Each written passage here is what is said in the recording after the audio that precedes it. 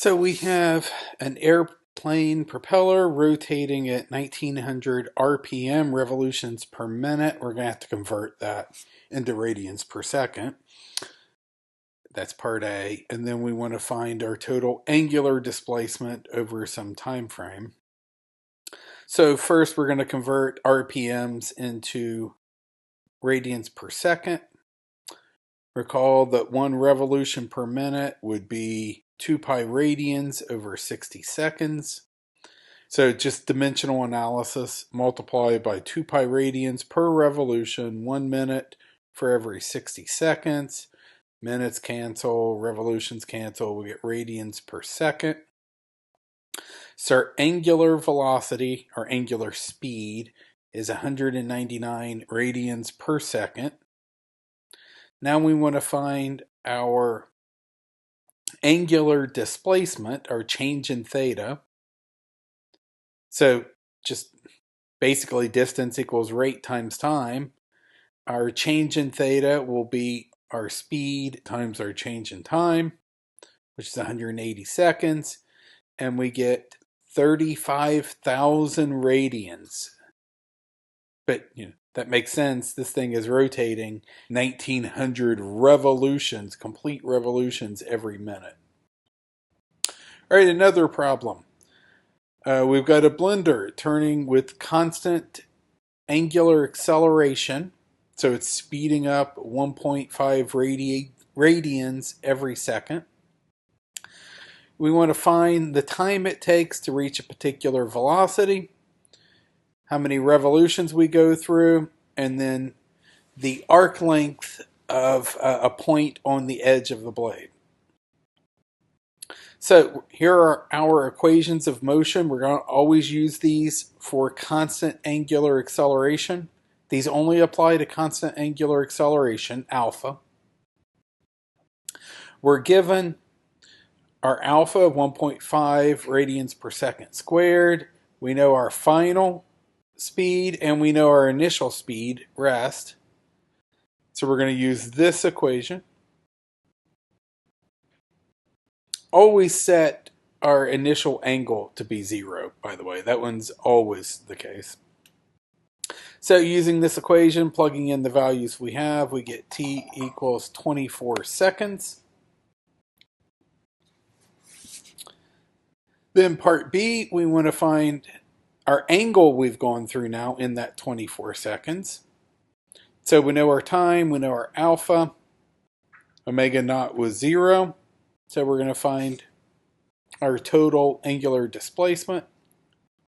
Just plug in all our values. We rotate through an angle of 432 radians. The question asked, how many revolutions did we turn through? So we had to convert that into revolutions. Well, each revolution is 2 pi radians.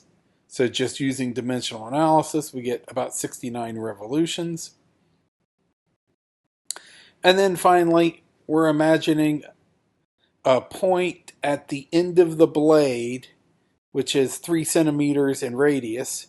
We want to know the distance traveled by that point. That's an arc length. Remember always to go from angular stuff to linear stuff, just multiply by r. So our angular displacement is theta. Our distance traveled then is s, or arc length, which is just r theta. So that point will travel about 13 meters. All right, another problem. We've got an electric turntable rotating about a fixed axis. We have an initial velocity and a constant angular acceleration. Everything here is in radians or revolutions per second, so we're going to have to convert all of that over to radians per second. Everything always has to be in radians per second. So the first thing we'll do is convert our omega naught, our initial angular velocity, into radians per second. Same for our alpha, our angular acceleration.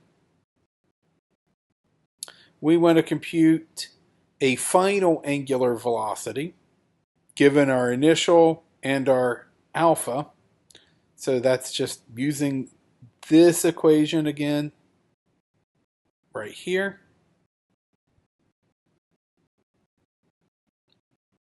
Plugging everything in, we get 2.7 radians per second. Part B, we want to know how many revolutions we went through. So we're going to have to find our angular displacement, our change in theta, using this equation. Remember, we always set theta naught to 0, so really we're just looking for theta final. Then we'll have to convert that into revolutions. So here's our change in theta. Just plug in all our values. And we get 0.43 radians. Converting that to revolutions, we get this value. Part C, the tangential speed. So that's a velocity, a linear velocity, v, at a point on the rim at some particular time. Same time we're talking about here. So v equals omega r. That's an omega. It looks like a w, but that's an omega. V always equals omega r. We know omega. We just found that. Multiply by r, we get 1 meter per second. So omega, again, is the angular velocity, radians per second. V is the linear velocity, meters per second. So this object is rotating around at 2.7 radians per second. A point here on the rim is moving with a linear speed of about 1 meter per second. Okay, then part D, our acceleration vector. Acceleration has two components, the tangential and the radial. Radial is what keeps you on the circle. That's your centripetal force. That's v squared over r, or omega squared times r. Those are the same thing.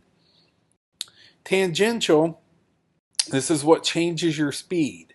This changes your direction. This changes your speed. Tangential is alpha times r. Alpha was a constant. We were given that value. So our tangential acceleration is about 2 meters per second squared. This is what's changing our linear speed. That's changing v. Then the radial acceleration, either v squared over r or omega squared times r. This is what keeps us on the circle. This points toward the center, and that's about 2.7 meters per second squared. So the radial points in, that's centripetal. Tangential points tangential to the circle.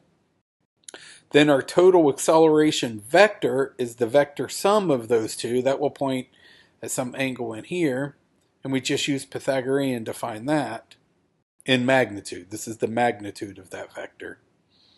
And that would be 3.4 meters per second squared.